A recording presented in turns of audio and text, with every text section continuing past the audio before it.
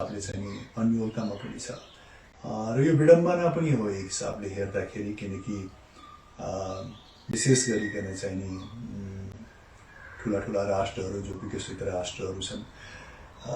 यिनीहरू पनि चाहिँ यो कोरोना भाइरस कोभिड-19 को सामुन्ने चाहिँ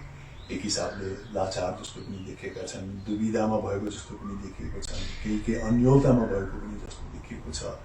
जबकि संसारको अपेक्षा के रहन्छ भने यी विकसित राष्ट्रहरू, यी सम्पन्न राष्ट्रहरू विभिन्न टेक्नोलोजी, विज्ञान, ज्ञान सबैबाट भरपूर भएका राष्ट्रहरू चाहिँ यस्तो परिस्थितिको सामना गर्नमा चाहिँ अझ खरो उत्रेलान् भन्ने चाहिँ हामी अन्य विश्वको एउटा आशा चाहिँ नि अवश्य पनि रहन्छ।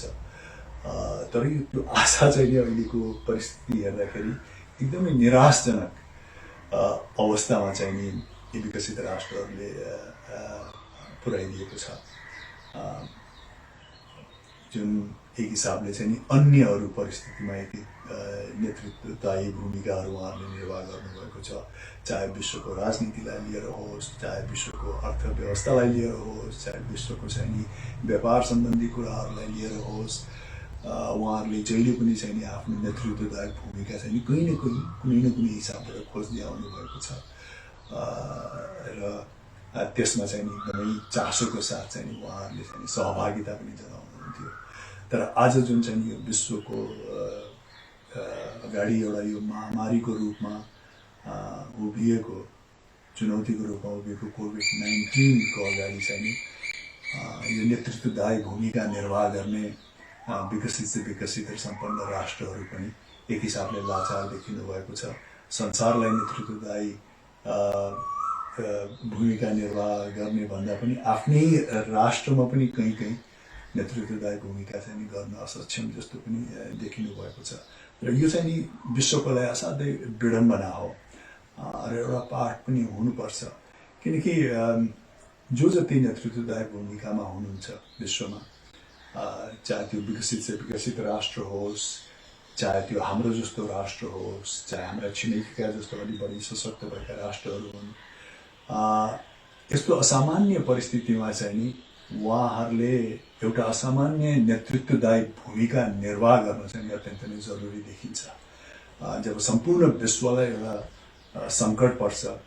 विश्वका सम्पूर्ण मानव जातिलाई सङ्कट पर्छ, त्यो बेलामा विश्वमा नेतृत्व गर्ने, विभिन्न राष्ट्रहरूलाई नेतृत्व गर्ने व्यक्तिहरू र उहाँहरूको समुदायहरूले चाहिने सामान्य परिस्थितिमा जुन खिचातानी, विभिन्न किसिमको राजनीति, विभिन्न किसिमको आर्थिक परिस्थितिलाई लिएर दखल दिने कुराहरूलाई थाती राखेर यो साझा दुश्मनको विरुद्ध कसरी लड्ने, जुन चाहिँ यो संसारकै सबै राष्ट्रको साझा दुश्मन भएको हुनाले यो संसारका सबै राष्ट्रका नेतृत्वदायी भूमिका निर्वाह गर्ने व्यक्तिहरूले चाहिँ एकजुट भएर एउटा युनिटी, एउटा संगठन जस्तो देखाएर चाहिँ एक आपसमा विभिन्न विज्ञानको होस् या विभिन्न किसिमको चाहिँ एक्सपर्टिजको होस्, त्यसमा चाहिँ एक आपसमा सल्लाह लिएर विज्ञानको विषयलाई लिएर होस्, विज्ञानका कुराहरूमा एक आपसमा सल्लाह लिएर र भलाकुसारी गरेर एक आपसमा चाहिँ असाध्यै सङ्गठित हिसाबबाट यो विश्वलाई यो समाधानबाट यो समस्याबाट कसरी समाधान गर्नुपर्छ भनेर जुट्नुपर्ने हो। तर त्यो नभएर परिस्थिति चाहिँ असाध्यै एक हिसाबले अन्यल जस्तो एक आपसलाई चाहिँ दोष दिइरहेको, एक आपसमा चाहिँ खोट कोट्याइरहेको जस्तो मात्रै देखिएको छ। शक्तिशाली राष्ट्रहरू विशेष गरिकन चीन, अमेरिका, युरोप र अन्यहरू जुन चाहिँ नि स्वास्थ्यलाई लिएर चाहिँ सङ्गठित भएका अन्तर्राष्ट्रिय संस्थाहरू छन्, विज्ञानलाई लिएर सङ्गठित भएका अन्तर्राष्ट्रिय संस्थाहरू छन्, सबैजना चाहिँ नि एउटै टेबलमा आएर एकजुट भएर आपसमा सल्लाह गरेर संसारलाई यो समस्याबाट कसरी मुक्त गर्न सकिन्छ भनेर चाहिँ नि सरसल्लाह गर्नुपर्ने हो र विभिन्न किसिमको चाहिँ नि समाधानहरू खोजेर आपसमा सल्लाह गरेर आपसको चाहिँ नि अनुभवहरू चाहिँ नि साटासाट गरेर एउटा उत्कृष्ट बाटो कसरी निकाल्न सकिन्छ भन्ने कुरामा जुट्नुपर्ने हो। तर चाहिँ नि यी राष्ट्रहरू अहिले एक आपसलाई हौला ठडाउने, एक आपसलाई चाहिँ नि दोष दिने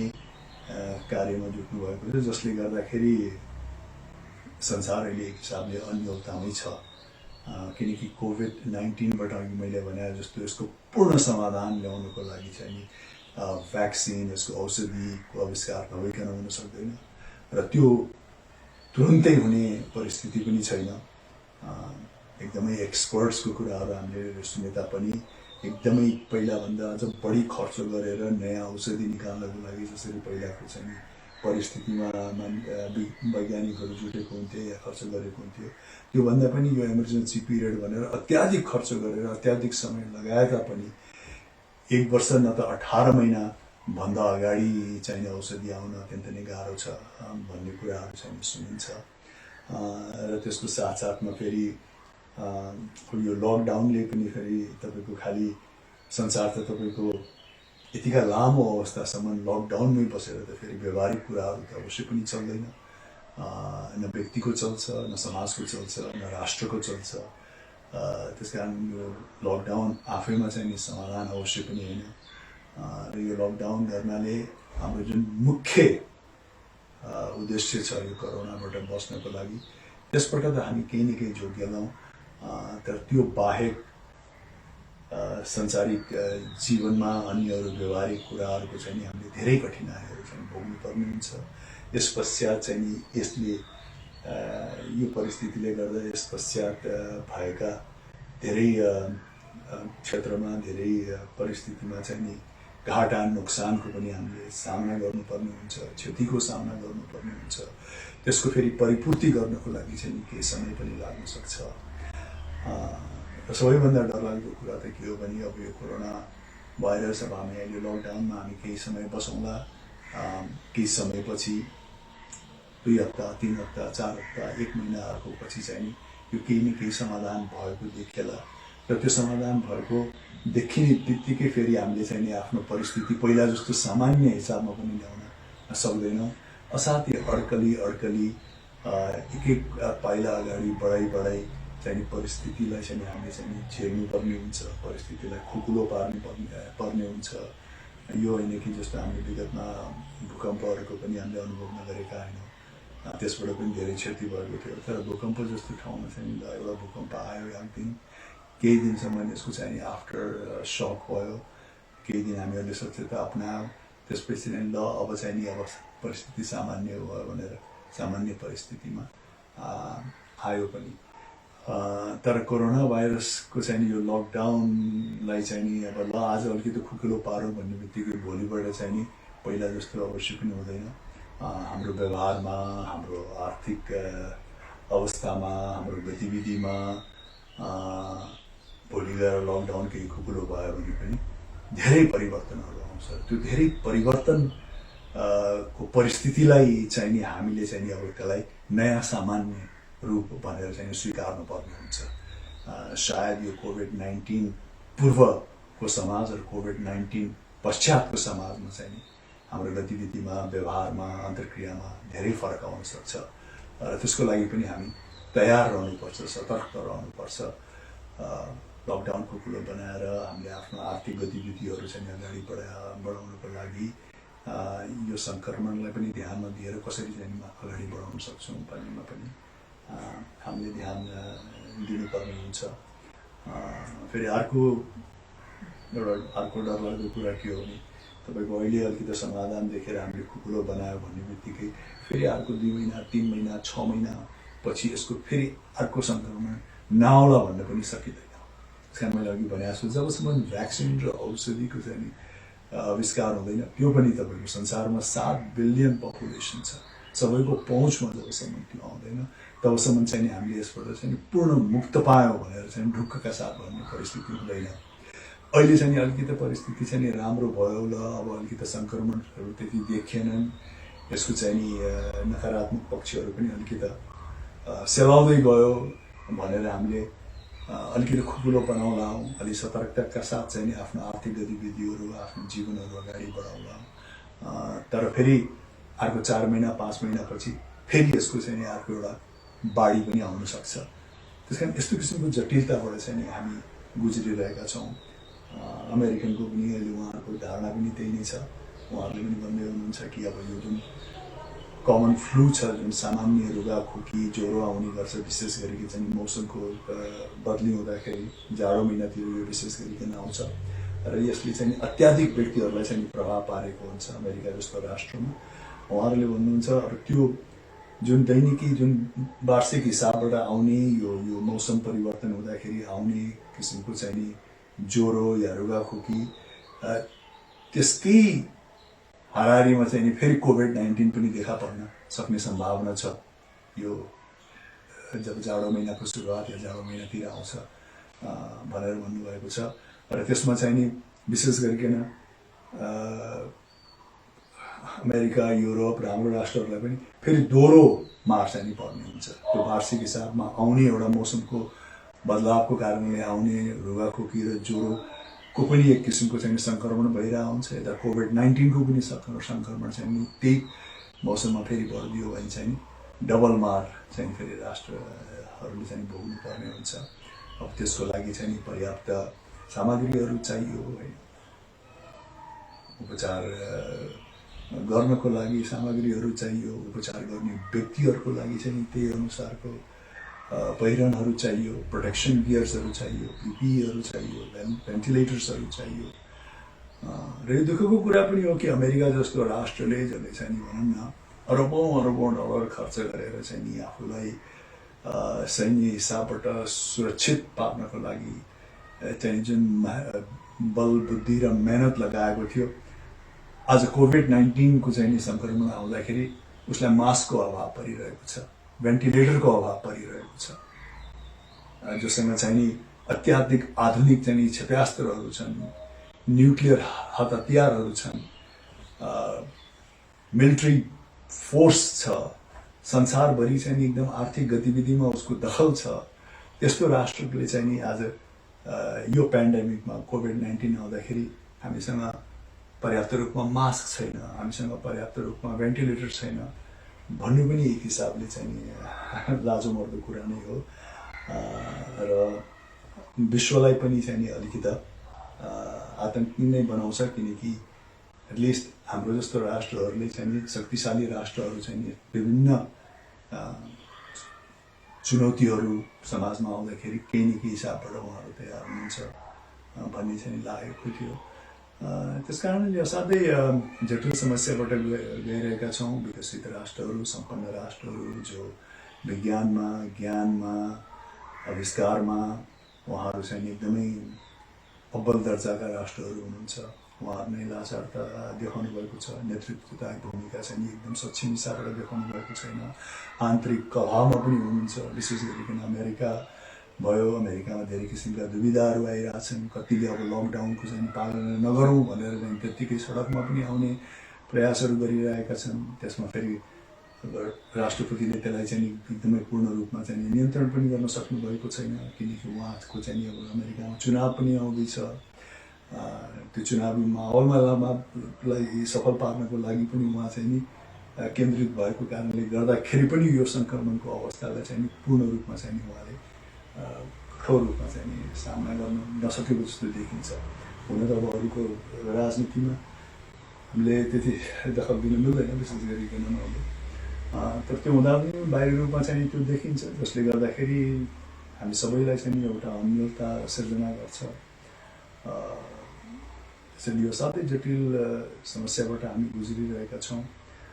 र यसको एउटा सकारात्मक पक्ष के हो भने जुन अहिलेको फेज छ, जुन अहिलेको बेला छ, युरोपमा यसले अत्याधिक सङ्क्रमण गर्यो, अमेरिकामा यसले आतङ्क मचाइरहेको छ। त्यो हुँदाहुँदै पनि यो प्रान्तमा, विशेष गरिकन यो प्रान्त भन्नाले यो साउथ एसियामा भनौँ न, नेपाल, इन्डिया, पाकिस्तान, बङ्गलादेश, भुटान, इभन श्रीलङ्का, जहाँ चाहिँ नि विश्वको 25% जनसङ्ख्या छ। मेरो विचारमा 180-85 करोड जनता त यी राष्ट्रहरूमा मात्रै छ। त्यो 85 करोड जनतामा जुन हिसाबको सङ्क्रमण देखिएको छ त्यो चाहिँ नि असाध्यै सकारात्मक पक्ष चाहिँ नि हो हाम्रो लागि किनकि अमेरिका एउटै राष्ट्रमा न्युयोर्क जस्तो ठाउँमा चाहिँ अत्याधिक मृत्युदर भइरहेको छ अमेरिकामा मेरो विचारमा लाग्छ अलिकति 20-25 हजारभन्दा पनि माथि पुगिसक्यो होला बेलायतमा तपाईँको 14-15 हजार पुगिसक्यो तर यो सम्पूर्ण साउथ ब्लकमा जहाँ अत्याधिक पपुलेसन छ जनसङ्ख्या छ जनसङ्ख्याको घनत्व पनि असाध्यै बढी छ होइन हाम्रो राष्ट्रमा भन्दा पनि अझ बङ्गलादेशमा भारतमा पाकिस्तानमा चाहिँ विभिन्न स्लम्समा चाहिँ आम मान्छेहरू असाध्यै आपसमा नजिक बसिरहेका हुन्छन् भिडभाडमा बसिरहेका हुन्छन् त्यस्तो परिस्थितिमा पनि यो ब्लकमा अहिले मृत्यु चाहिँ सम्पूर्ण यो ब्लकमा 1000 पारामा जस्तो देखिन आएको छ त्यो चाहिँ सकारात्मक पक्ष हो तर मैले अघि भने जस्तो ल अब हामी चाहिँ यसबाट बच्यौँ भन्ने परिस्थिति चाहिँ छैन एउटा बाढी आयो त्यो अलिकति शान्त होला फेरि अर्को बाढी पनि आउन सक्छ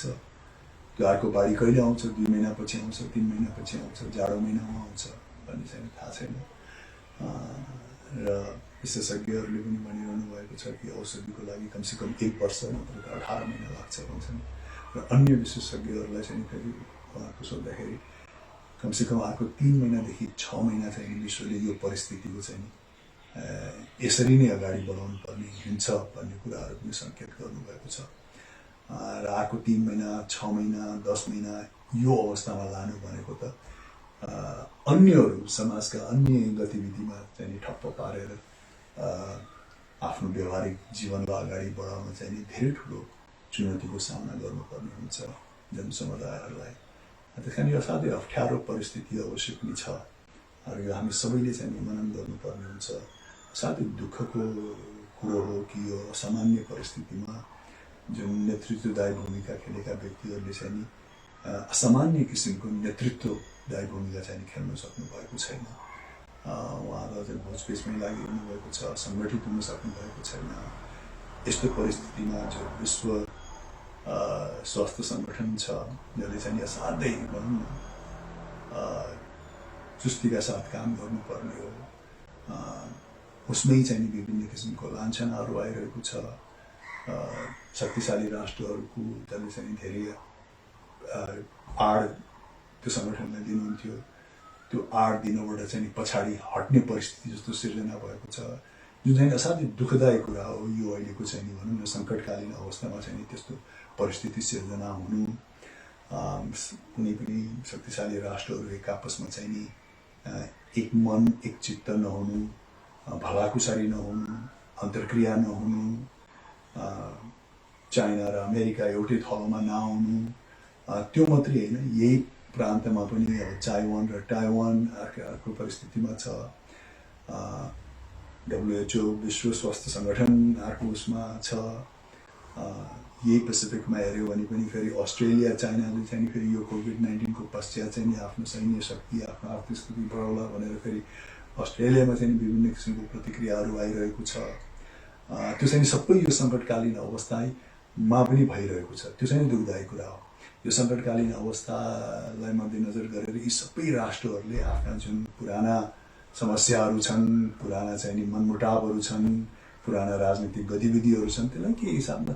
थाती राखेर अहिले यो साझा दुश्मनको विरुद्ध चाहिँ नि हामी कसरी चाहिँ एउटा साझा सङ्गठन बनाएर अगाडि बढ्नुपर्छ भनेर सोच्नुपर्ने हो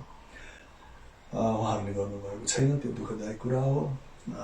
र राम्रो कुरा अब यसमा चाहिँ मैले भने खालि यो ब्लकमा अलिकति त्यति धेरै देखिएको छैन त्यो मात्रै अहिले राम्रो पक्ष हो चुनौती त व्यापक छ नेपाली जनसमुदायलाई चुनौती व्यापक छ हाम्रो राष्ट्र त्यसै त हाम्रो राष्ट्र विभिन्न आर्थिक सङ्कट राजनीतिक सामाजिक सङ्कटबाट चाहिँ गुज्रिरहेको राष्ट्र र हाम्रो जस्तो राष्ट्रलाई यो परिस्थितिको सामना गर्नुपर्नु भनेको त भयङ्कर ठुलो चुनौतीको कुरा त्यस कारण हाम्रो नेतृत्वदायी भूमिका खेलेको व्यक्तिहरूले पनि असाध्यै चाखोपूर्ण चाहिँ